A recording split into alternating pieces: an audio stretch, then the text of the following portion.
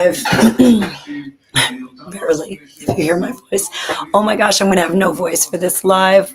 That's, but anyway, how do you not go live when a missile from Yemen of 370 of that have been launched in a year and a half actually slams into the field near the airport in Tel Aviv? How do you not go live? Of course you do, even if you can't talk. Let me put this lower. So hopefully you can hear me. But seriously, I didn't come on live when there was like the fires. And it was like big news. It was like all over the world. Like I couldn't believe it was all over the world. It like hardly it affected like a small part of Israel, but somehow it was like all over the world. There's wildfires all over, in outside of Jerusalem, and they were bad. I mean, it was out of control, and people were evacuated. Not one person was killed. I mean, maybe very light injuries, if anything, not really from the fire even. And that's already old news because then suddenly the big news was that the Druze in Syria were about to be massacred. And the question was, is Israel going to come to their defense? And that's still a big story. And it's still a big question mark, actually. I haven't checked the update on that because this morning, the big news, early in the morning, the big news today was the teachers' strike, striking till 11 a.m. And the government was against that. They petitioned the high court, and the judge said school must start at 10. So school started at 10. So that was our big news between 10 and 11. And then there was a siren in Jerusalem, another one. We had one yesterday. Feels like a year ago. We just had a siren yesterday in Jerusalem, and we trudged on down. We didn't make it to the bomb shelter. We stayed in the stairwell. And then there was one today, like in the outskirts of Jerusalem, all the way toward Tel Aviv. And then later, suddenly, you start getting alerts that this one actually hit near Ben Gurion Airport. So, of course, checking the news, trying to find out what happened. And, you think, well, it couldn't have been the missile itself. There's no way because the missiles are always shut down. So maybe it was the shrapnel from the interceptor. And then it became clear as the minutes went by that the missile itself, the ballistic missile, launched from more than 2,000 kilometers away out of 370 that have been launched since October 7th, 2023. This one got through not one, but two systems. The Israeli David's arrow, is that what it's called? And or slingshot, I'm not sure. Anyway, and the American, the THAAD, the long A, THAAD, the THAAD stands for thermal heat active defense, I guess, air defense. And both of them missed.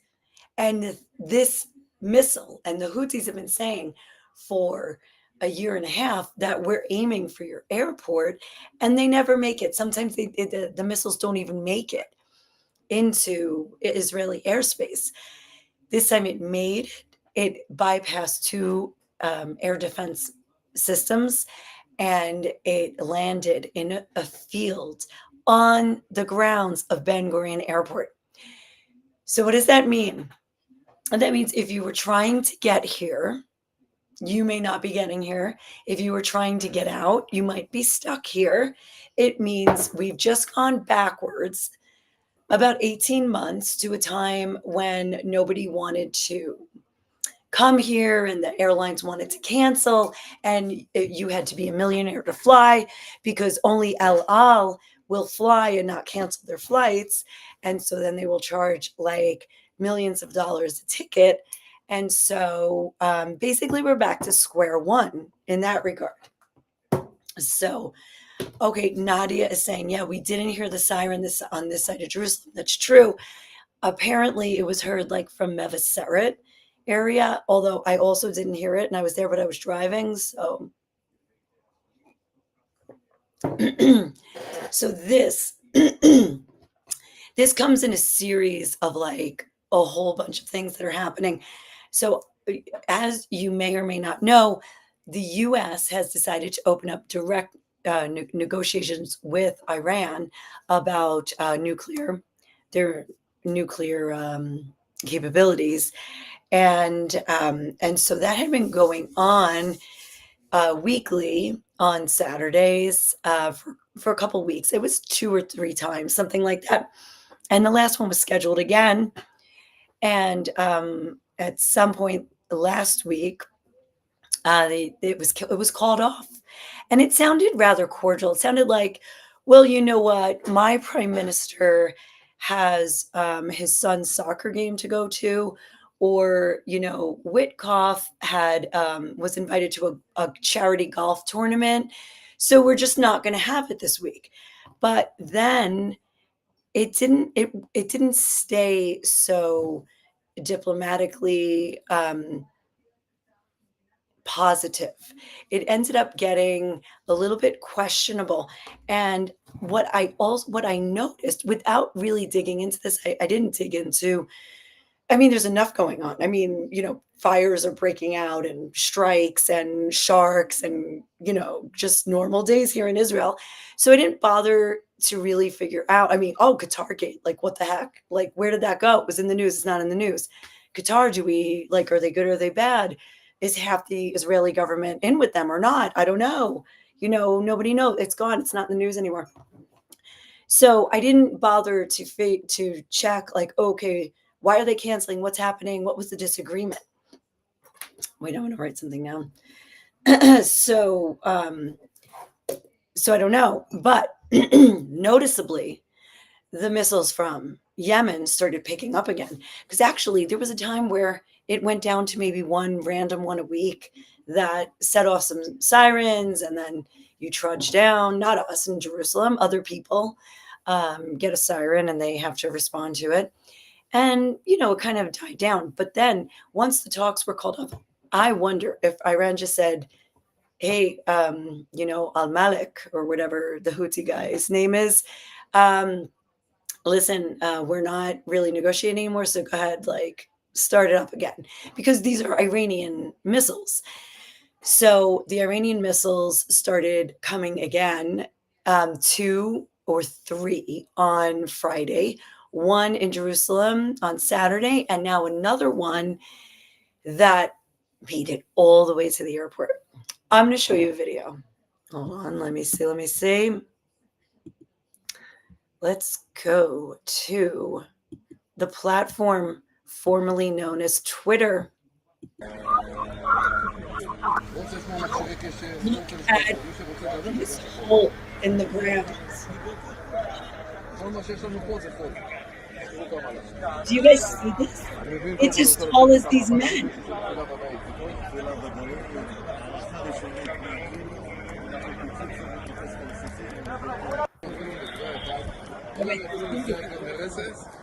Got another one for you. Here's the moment of impact. We will watch it again. It's only 5 seconds. Look. Oh, wow. Right there. Just right there. Look. Airport. That's an air tower. Yes. So that is, I mean, there was much more drama. Look, here's where all the sirens went off. You can see that. I mean, here's another one. This guy's really loud. I don't know if you guys hear. Yo!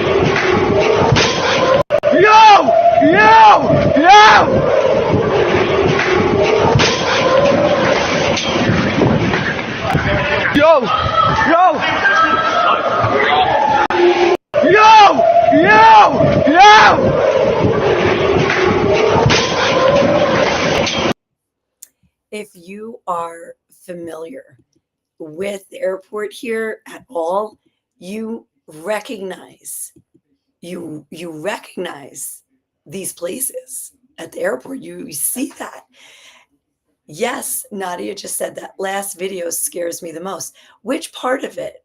Because I'm not sure, because actually the hole in the ground kind of scared me. Because that, I mean, that there could have been a plane under that. So that's insane to think about. Like, could have been buried. Who knows if there's something buried under there? Was there a cat walking by? I mean, that is insane. 350 meters, they say, from the commercial area of the airport. I mean, it's enough to hear a siren, but then to see this happen, like right in front of you and right where there's so many passengers. So, of course, everybody lines up and canceled their flights. I mean, look, of course, airspace was closed for hours and then it quickly reopened. But the airlines, as they're wont to do, very skittishly, and they had barely just come back, they just started canceling. I have a friend who was supposed to be on a plane right now. Oh my gosh, right now, on her way to Greece, canceled. Um, there's a conference going on that I friends of mine who have organized the conference. They have 70 people coming from overseas. And I just got a quick response. I was like, "Are you affected by the cancellations?" Quick answer, yes. I don't know to what extent. I don't want to bother them. But now I also know some other people who are going to be coming here in about 2 weeks. And I hope they're not canceled. Um, and I don't remember what airline, but I don't think it's El Al. Like this, the only airline you can take is the Israeli airline because they don't cancel, which means that they can really jack up their prices, which, by the way, is why we have not come to America in almost 2 years now. And we were going to try to do it this summer. And now all bets are off because now what happens? Forget the airline cancellations. That's like unfortunate and horrible and affects the economy and it affects our morale and we all want to get out and some people want to get in, right? But um let's look at what now. Um, so Iran has broken off talks or vice versa with the US. I don't know who did it first. They broke, oh, wait, well, let me see what Nadia says. The bit that the sirens are still going when missile lands. Right. Yes, yes, Nadia. I was just recounting the Iranian drones. We were talking about this tonight. The 300 drones that came in, plus ballistic missiles in April of last year. And we saw them like a fireworks show, a lovely fireworks show from our balcony well before siren. Actually, while I'm standing there taking video, I'm like, is this dangerous? Are these really the drones or is this the pregame? Like the pregame fireworks? I don't know. Like, no, it was the drones. Like suddenly, as I'm filming, oh, the siren. Oh, it was dangerous. Holy crap. Yes. What a great point. So, so anyway, um, a lot of you guys don't know if you're overseas about a lot of the missiles that get here or that are fired here because they do no damage most of the time and they don't hit people and they don't kill people. They don't hit buildings. They are shut down. Very few injuries, very little damage. So it doesn't make big news. But 370 missiles from the Houthis alone. Who are the Houthis? The rebel/terror group that took control of Yemen and are an Iranian proxy. And so when Iran broke off, or America broke off talks, when they broke off talks, the Houthis suddenly got back into action a little bit more seriously. And I wonder what's happening because a lot of people are talking, and I don't get into the whole somebody's going to bomb Iran or Iran's going to bomb Israel. I don't get into it. Like it's a lot of hype and a lot of talk, and it usually fizzles. So I don't like to get into that into detail. But in this case, the question would be, what kind of response Israel's going to take, because when you threaten the airport, not only is it a potential loss of civilian life, but it's an international affair, and it's an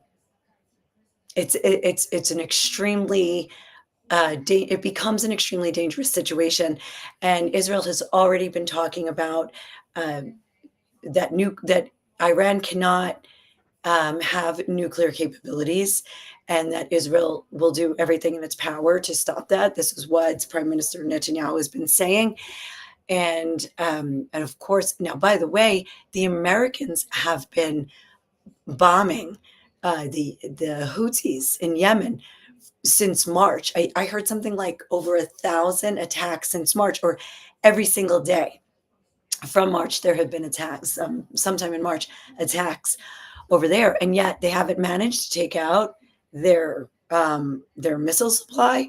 I mean, so I don't understand how they still have this capability. And now Israel's saying, like, okay, we've exercised restraint, so now we're going to get involved. Now, let me just say hi to Natasha and hi to Laura, and thank you for tuning in. Just wanted to acknowledge you and thank you for your prayers. Appreciate that. Pray for resolution, because this is really going backwards. This is all happening to the backdrop of the continued war in Gaza that you may or may not know about. If you're in Israel, you know. And if you're in Israel, chances are you know somebody who's being called up to reserves. Like tonight, I messaged a guy, I said, oh, I'm not going to be able to get to that Knesset hearing that I really wanted to go to. It was about violence directed against Christians in the old city. And I was like, oh, well, in general, I guess here in Israel. And I was like, oh, I said, that's my topic. I really want to come. And he's like, all right, I'll try to get some information for you, but I'm not going to be there. I got called up to reserve duty. So I was like, oh, wow. We have another friend, I'm sure he's called up. He was already like quasi called up. And Israel's calling up tens of thousands. By the way, as I say that, I'm sitting here, you also know, if you're sitting here and you know the Israelis called up, you probably also know Palestinians who are affected, and we do. I know Gazans who have family who are there, who are trapped, or who were killed. And some who are trying to get out. It's a very small world over here. Very odd how it's all interconnected as well.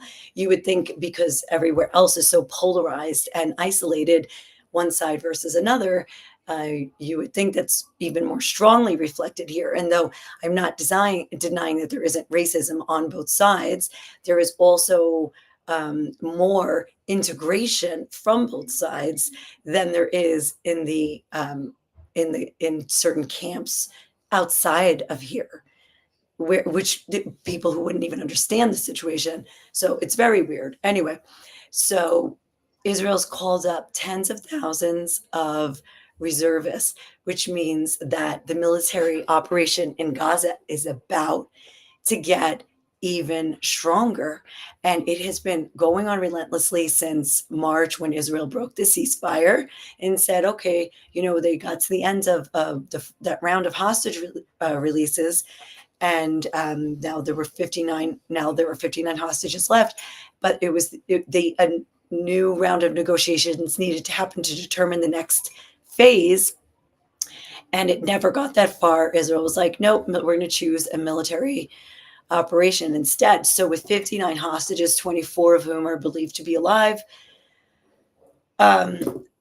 Israel has been pounding the Gaza Strip, and also soldiers are now, they've been on the ground for a while. There's a new corridor that has been built there, and soldiers are also being killed. In addition to hundreds of Gazans, soldiers are also being killed. There were 2 more that were announced today, and so anyway, so I don't know what, obviously, it's not published yet in the paper what the plan is going to be, but so far none of this has extracted any hostages, and there has been several heads of state, including Netanyahu himself, if I could find the exact quote, because you'll think I'm misquoting him, but he said there are more important objectives in a war than hostages. so, so anyway, and that was echoed by a lot of people in the government. And then that also then evokes, I'm trying to see if I can find the quote really quick.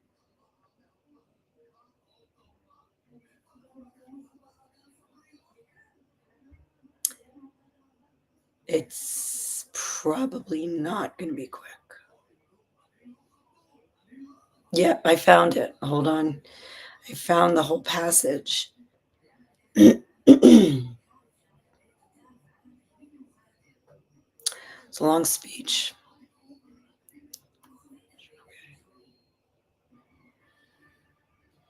Oh gosh, there's like 4,000 words here. Scrolling, scrolling.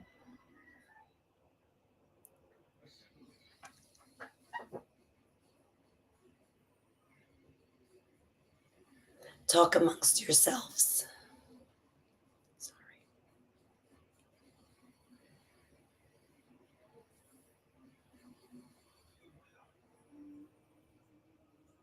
Oh my gosh, I can't find it.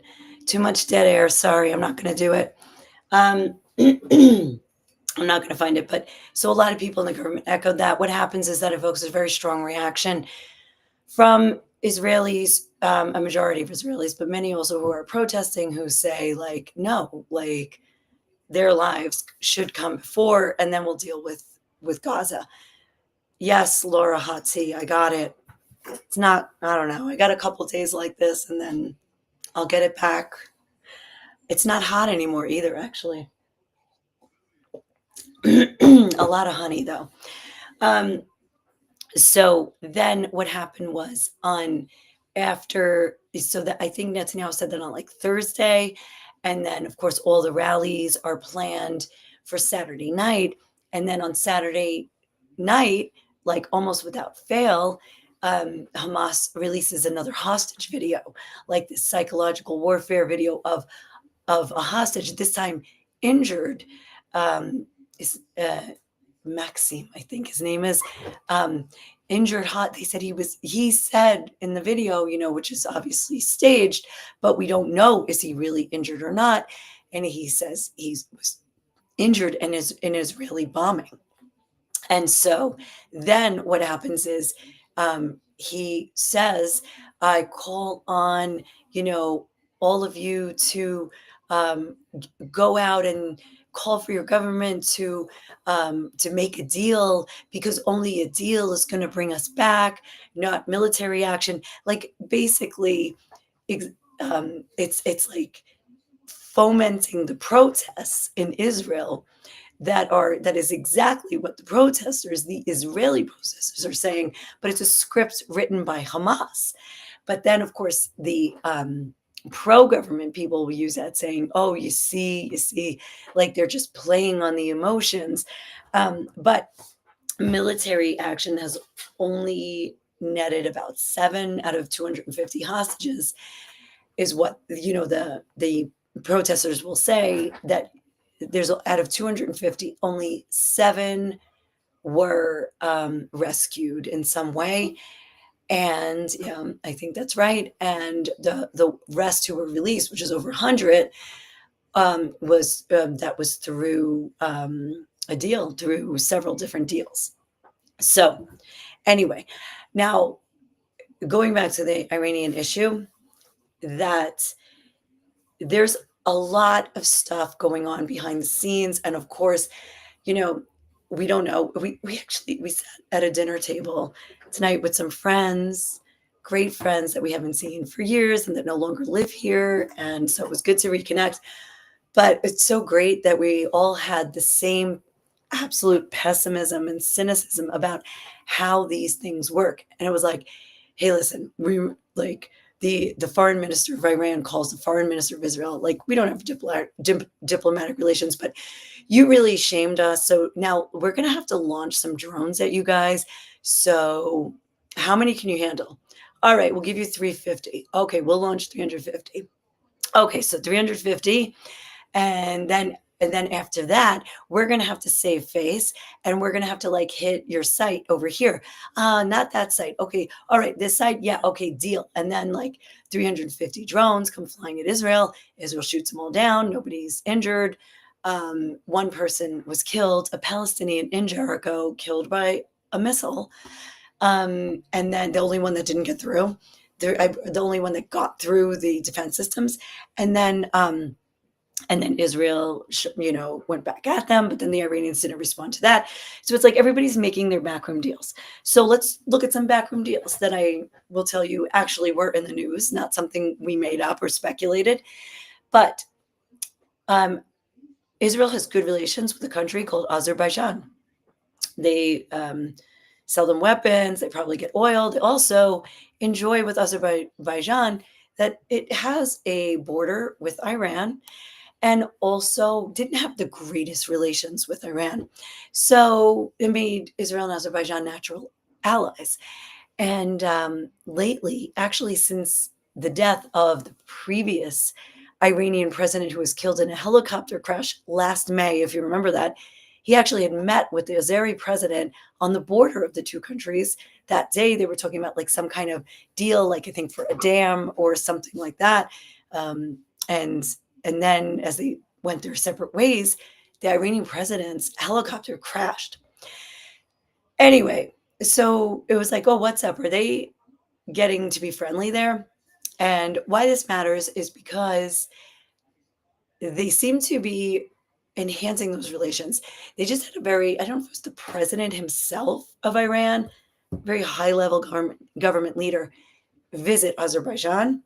And notably, Prime Minister Netanyahu had been invited, but his trip was scheduled for after that. So the fact that Azerbaijan prioritized this meeting with the Iranian before Netanyahu says something, and 2 days later, Netanyahu canceled his planned trip to Azerbaijan. So now the question is, does that mean that with Iran ramping up its relations with Azerbaijan, does that further isolate Israel? And is Israel then going to look at this as um, losing allies in the region, that it have to take matters into its own hands? So that is why, and the only reason why I will speculate that perhaps there might be a little bit more to watch here about some kind of attack on Iran in response to this, definitely in Yemen, but both, possibly both. So that's what I am looking at now across the board here. One more thing, and then I'm going to cut it short. It's not short, but I'm going to cut it off.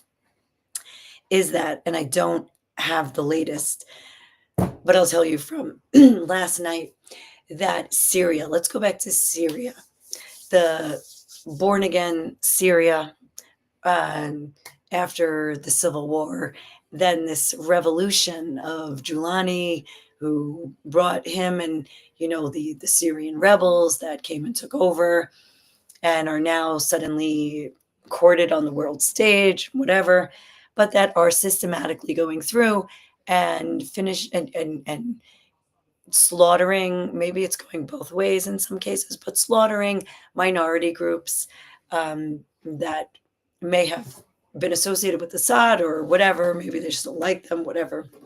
Anyway, now, they, a couple weeks ago, it was the Alawites. Now it is the Druze. And the thing with the Druze is their communities are on the border with Israel, and the Israeli military is in Syria, by the way. They're already on the border, like over the border, but on the Syrian side, and they've been there for months now, since November, and they're still in Lebanon, by the way. But the Druze are right there, and the Druze, not only are they on the Israeli border, but they have relatives, and the Druze people are like a brotherhood, in addition to like a religion and I guess an ethnicity. But they are like a brotherhood. And so the Druze here, when things started heating up late last week with attacks by the Syrian, the current government's forces on Druze villages, the Druze started rising up here as well, saying, like, protesting, calling on Israel to go to their defense. Israel has had several attacks on sites, even in Damascus.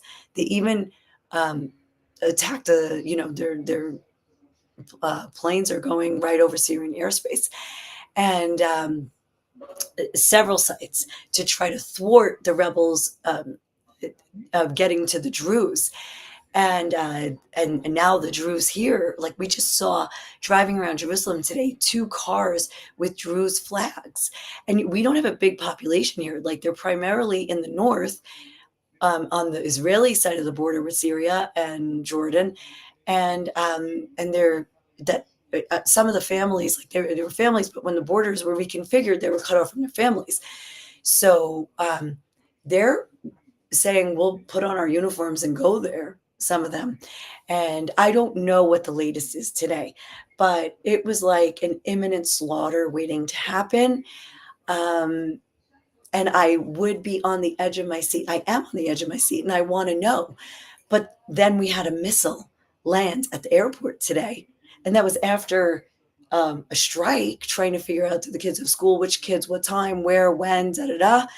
And then that was after fires that are still smoldering, were threatening to kick up over the weekend.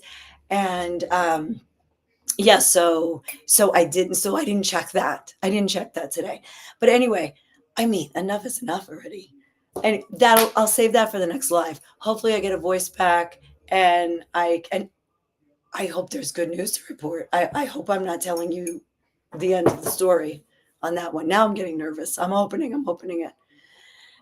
But I'm going to end this because this ended.